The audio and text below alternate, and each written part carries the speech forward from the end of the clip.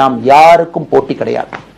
ஆளுங்கட்சி இருக்கு, நிறைய எதிர்கட்சி இருக்கு, எல்லோரும் இருக்கட்டும், சந்தோஷமா இருக்கட்டும், அவங்கவுங்க கொள்கையை சொல்லட்டும். நம்முடைய கொள்கையும் வருகின்ற காலத்துல நம்ம எல்லோரும் இணைஞ்சு நம்ம கொள்கையை சொல்ல போறோம். இன்னைக்கு நான் ஏபிஜே அப்துல் கலாம் ஐயா அப்படிங்கிற பேரை உங்க முன்னாடி சொன்னதுக்கான காரணம் என்னன்னா, அவரை நான் மாணவனா பார்த்திருக்கிறேன், ஐபிஎஸ் அதிகாரியா பார்த்திருக்கிறேன், கேள்விகள் கேட்டிருக்கேன், லைவா அவர் பேசுனதை கேட்டிருக்கேன்.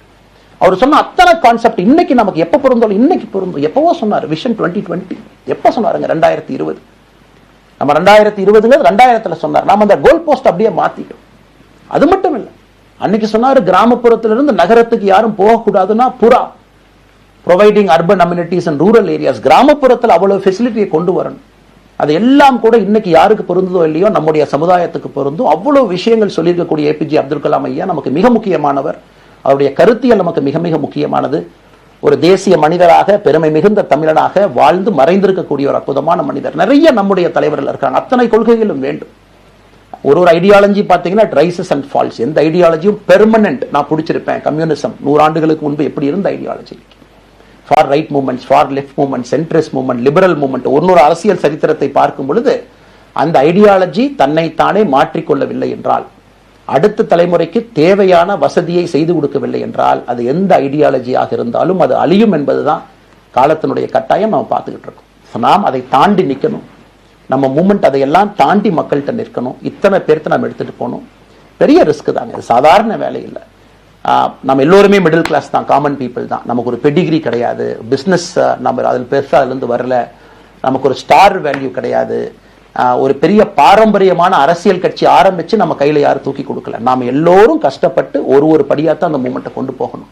அதனால் என்னோடு வர நினைக்கக்கூடிய எல்லோருக்கும் என்னுடைய அன்பு வேண்டுகோள், கொஞ்சம் பொறுமை, கொஞ்சம் நிதானம். ஏன்னா ஒரு செங்கல் எடுத்து வைக்கும் பொழுது அது ஐடியலிசத்தோடு வைக்கிறோம், நேர்மையோடு வைக்கிறோம். தமிழகத்திற்கு ஒரு மாற்றத்தை கொடுக்க வேண்டும் என்கின்ற நோக்கத்தில் அந்த செங்கலை வைக்கும் பொழுது அந்த செங்கலுக்கு கியூரிங் ஆகிற ஒரு டைம் வேணும். அந்த செங்கல் பிடிமானத்தோடு நிற்கணும். அதன் பிறகுதான் அந்த பில்டிங் நிற்கும். இல்லாட்ட அடிக்கக்கூடிய புயல் காட்டுக்கு சாயக்கூடிய பில்டிங் நம்ம கட்ட போறது இல்லைங்க. அதனால் எல்லோருக்கும் நிறைய பேர் மெசேஜ் போறீங்க, மாற்றுக் கட்சியில் இருக்க உடனே கிளம்பி வரட்டுமான். எல்லோரும் சந்தோஷம். wethereader.org எல்லோரும் இணைஞ்சு இயக்கமாக அது விரைவில் சரியான நேரத்தில் நாம் அந்த மசில், ஜிம்முக்கு போனா கூட நேரடியாக 50 கிலோ தூக்க முடியாதுங்க, 10 கிலோல இருந்து 50 கிலோக்கு போகும். நாம் அந்த மசிலை பில்டு பண்ணி அந்த மெட்டில் ஃபைபரை நம்முடைய தோழர்களுக்கு நம்ம பில்டு பண்ண உடனே அது பொலிட்டிக்கல் பார்ட்டியாக அது மாறும். அதுவரை பொறுமை பொறுமை பொறுமை. அவசரமா ஒரு வெயிட்டை தூக்கி முதுகு பிடிச்சு கால் பிடிக்கிறத விட சரியா ஒரு திசையிலும் அதை கொண்டு போய் இதை பக்காவான முறையில் நம்ம அதை செய்வோம். ஆனால் இன்றிலிருந்து நம்முடைய wethereader.org அதுல மூவ்மெண்ட் நம்ம ஆரம்பிக்கிறோம். கோயம்புத்தூர்ல ஏபிஜே அப்துல் கலாம் ஐயாவோட பேரில் centre for ethics and politics அதை உருவாக்குறோம். உள்ளாட்சி தேர்தலுக்கு நிறைய மனிதர்களை இங்கிருந்து நம்ம அனுப்புறோம். அவங்க உள்ளாட்சி பிரதிநிதிகளா வர்றாங்க. குட் பாலிடிக்ஸை நம்ம சொல்லிக்கிட்டே வர்றோம். அதனால தான் நான் அடிக்கடி சொல்லுவாங்க, நாம மாறுவோம், மாற்றம் தானாக நடக்கும். ஸோ அதனால தான் நம்முடைய இந்த மூமெண்ட்டினுடைய கொள்கையே மாறுவோம், மாற்றுவோம். Let us also change to bring change. இந்த ரெண்டையும் செய்வோம். யாரும் இதுவும் வன்மம் கிடையாது. அதே நேரத்தில் நம்முடைய சமூக வலைதளத்தில் இருக்கக்கூடியவங்க நான் வாரியர்ஸ்னு சொல்லிங்க, you are the change agents. என்னை பொறுத்தவரை ஒரு மாற்றத்தை கொடுக்கக்கூடியவங்க நீங்க.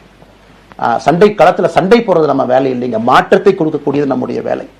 கடந்து வந்த பாதையை திரும்பி பார்க்கும் பொழுது கொஞ்சம் சந்தோஷத்தோடு, அதே நேரத்தில் யாரெல்லாம் கைப்பிடிச்சு இவ்வளவு தூரம் கூட்டிட்டு வந்தாங்களோ அவர்களுக்கு நன்றி உணர்வோடு, நம்ம முன்னாடி செல்லக்கூடிய பாதை இதுவரை வந்த பாதையிலிருந்து கொஞ்சம் மாறுபட்டு இருந்தாலும் நம்முடைய அனுபவத்தை வைத்து அதற்காக யாரையும் திட்டி தீர்க்கணும் அவசியம் இல்லை. சமூக வலைதளத்தில் நாம ரொம்ப ரெஸ்பான்சிபிளா இருப்போம். தமிழ்நாட்டில் நிகழக்கூடிய பிரச்சனை என்ன கமெண்ட் வேணாலும் யாரு வேணாலும் போடலாம், பேசலாம்.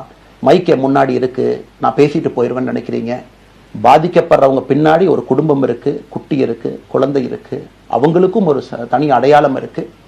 அது என் சைட்ல இருந்து தெரியாம ஏதாவது தவறு நடந்திருந்தாலும் கூட, என்னை ஆதரித்து செய்பவர்கள் ஏதாவது தவறு செய்திருந்தாலும் கூட அதற்காக இந்த நேரத்தில் நான் மன்னிப்பும் கேட்டுக்கிறேன். இப்ப இருந்து நம்முடைய பாதை, முன்னாடி செல்லக்கூடிய பாதை என்பது மக்களுக்கான பாதை, ஒரு பாசிட்டிவான பாத். காமன் மேன் பாலிடிக்ஸ் நம்ம பில்ட் பண்றோம். ஃபவுண்டேஷனோடு மேல வரப்போறோம். தமிழ்நாட்டை எல்லா இடத்திலும் கூட கீழிருந்து மேல வரை அந்த மாற்றத்தை கொண்டு வர போறோம். அதனாலதான் நான் இன்ஸ்டாகிராம் லைவ்ல வந்தேன். ஒரு புதிய தலைமுறையை நம்ம அரசியலுக்குள்ள கொண்டு வரணும். அவங்களை ஒதுக்கி வைக்க முடியாது. ஏன் அப்படி ஓட்டு போடுறாங்க, ஏன் அப்படி ஓட்டு போடுறாங்க கேட்க முடியாது. they are hungry for change. மாற்றம் வேண்டும் என்று துடித்துக் கொண்டிருக்கின்றார்கள். உடனே நடக்கணும். யூரோப்பியன் கண்ட்ரி போறாங்க, டூர் பாக்குறாங்க, சோசியல் மீடியா பாக்குறாங்க. தமிழ்நாட்டில் ஏன் நாளைக்கு காலையில் நடக்கலங்க? அதே நேரத்தில் நம்முடைய பெரியவர்கள் எத்தனையோ பேர் நான் பார்க்கிறேன், வயசான நம்முடைய பெரியவர்கள் நடந்து போறது கூட இன்னைக்கு ஒரு பார்க் நமக்கு கிடையாது.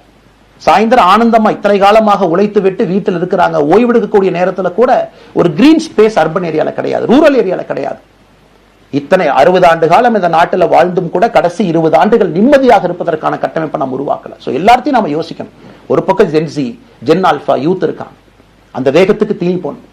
இன்னொரு பக்கம் வயதான பெரியவர்கள், முதிர்ச்சி அடைந்தவர்கள், பக்குவப்பட்டவர்கள் இருக்கிறாங்க. அவங்களுடைய கடைசி காலத்தை பக்குவமாக வாழ்வதற்கான வசதியை நாம் ஏற்படுத்தி கொடுக்கணும். அதனால் ரொம்ப நேரம் நான் பேசிக்கிட்டே போலீங்க. அதனால் நிச்சயமாக வருகின்ற காலத்தில் நிறைய பேசுவோம், நிறைய விஷயங்களை நாம் பேசுவோம், நிறைய விஷயங்களை பகிர்ந்து கொள்வோம். அதனால் நிச்சயமாக நமக்கு நல்லது நடக்கும். இன்னொரு கேள்வி கேட்டிருக்கீங்க, ஏன்னா நான் பேச பேச அது அப்படியே மேலே வந்துட்டு இருக்கேன், எனக்கு இது புதுசுங்க, அப்படியே நானும் மேனேஜ் பண்ணி பேசிட்டு இருக்கேன். உங்களுக்கும் பிரதமருக்கும் இருக்கக்கூடிய முடிவு, நம்முடைய பிரதமர் மோடி அவர்கள் நம்முடைய பிரதமர், அந்த கௌரவம் இருக்கும். ஆனா பாரதிய ஜனதா கட்சியிலிருந்து ஒரு விஷயத்தை நம்ம டிஸ்அக்ரி பண்றோம்னா கம்பீரமாக ஸ்ட்ரெயிட்டா நம்ம டிஸ்அக்ரி பண்ணுவோம். 3 மொழி கொள்கை சமீபத்தில் கொண்டு வந்திருக்கக்கூடிய டைம் டேபிள்ல மாற்றம் 2029 தான் 9ஆம் கிளாஸ் பசங்க 3வது மொழியை படிச்சிருக்கூடாது, 2020 மாற்றிய பொழுது நான் குரல் கொடுத்தேன். அதுல எந்த மாற்று கருத்தும் இல்லை. நாம் அப்போஸ் பண்றதுக்காக யாரையும் அப்போஸ் பண்ண மாட்டாங்க, எதிர்ப்பதற்காக நம்முடைய அரசியல் கிடையாது. எப்படி திமுகவை பார்க்கின்றோமோ, எப்படி அதிமுகவை பார்க்கின்றோமோ, எப்படி டிவிகேவை பார்க்கிறோமோ, எப்படி அண்ணன் சீமான் அவர்களை பார்க்கிறோமோ, எப்படி அண்ணன் அன்புமணி அவர்களை பார்க்கிறோமோ, எப்படி இங்க இருக்கக்கூடிய எல்லா தலைவர்கள், அண்ணன் ஜி.கே. வாசன் அவர்கள், ஏசி சண்முகம் அவர்கள், பாரிவேந்தர் அவர்கள், ஜான் பாண்டியன் அவர்கள், எல்லா கிருஷ்ணசாமி ஐயா அவர்கள், ஐயா வைகோ அவர்கள், அம்மா பிரேமலதா அவர்கள், எல்லா தமிழகத்தில் இருக்கக்கூடிய எல்லா அரசியல் கட்சியினுடைய தலைவர்கள் எப்படி பார்க்கிறோமோ அப்படித்தான் நான் பாரதிய ஜனதா கட்சியை பார்ப்பேன். அதற்காக நம்ம போய் ஒரு வன்மமோ எதுவும் கிடையாது. கட்சி அவங்க கொள்கையை அவங்க முன்னிறுத்த போறாங்க, நம்ம இயக்கத்தினுடைய கொள்கை, நம்ம கட்சியினுடைய கொள்கையை நம்ம முன்னிறுத்த போறோம். யாருக்கும் நாம் போட்டி கிடையாது. மக்கள் முன்னாடி தரம் பார்த்து மக்கள் நம்மை தேர்ந்தெடுப்பார்கள் என்கின்ற நம்பிக்கையோடு மக்கள் முன்னாடி நம்ம நிற்கிறோம். அடுத்து இன்னொரு கேள்வி கேட்டீங்க, அமித்ஷாஜி அவங்களை நீங்க பாத்தீங்க, போட்டோலாம் வந்துச்சு, என்ன விஷயம் அப்படின்னு. அமித்ஷாஜிட்டையும் அமித்ஷா அவர்கள்ட்டையும் ரொம்ப பொறுமையா போய் நான் சொன்னேன், இந்த மாதிரி எக்ஸ்பிளைன் பண்ண நான் போகணும். அதே நேரத்தில் நான் யாரிடமும் சண்டை போட்டு விட்டு தமிழகத்தில் உட்கார்ந்து ஐ எம் ரிசைனிங் ஃப்ரம் பார்ட்டின்னு அனுப்புற ஆள் நான் கிடையாது, எனக்கு அது பழக்கமும் கிடையாது. வந்து நேரம் உங்க கண்ணை பார்த்து சொல்லிட்டு சில தவறுகள் இருந்தாலும் அதையும் சொல்லிவிட்டு போகக்கூடியதான் என் பண்பு. அதை நாகரீகமாக செய்ய முடியும் என்று நினைக்கின்றேன் என்று சொல்லிவிட்டு தான் வெளியே வந்தேன். அப்படித்தான் ஒரு தலைவர்கிட்டையும் பண்ணேன். அதை நாம் எப்பொழுதுமே பண்ணுவோம். நாகரிகமான அரசியலை முன்னெடுப்போம். சமூக வலைதளத்தில் ஆபாசம் வேண்டாம், சமூக வலைதளத்தில் நல்லதை பேசுவோம். எல்லோரும் அவங்கவுங்க இடத்துல தமிழ்நாட்டு மக்களுக்கு நல்லது பண்ணட்டும். பொறுமை பொறுமை பொறுமை. கடைசியாக இந்த வார்த்தையை திரும்ப நான் பயன்படுத்துறேன்.